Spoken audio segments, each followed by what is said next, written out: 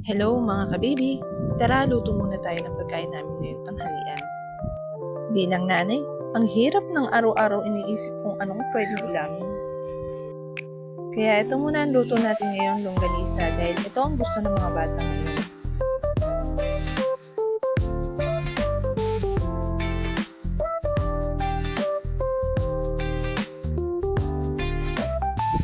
Habang nagluluto ako, may konting mga kwentuhan kami ng mga anak ko.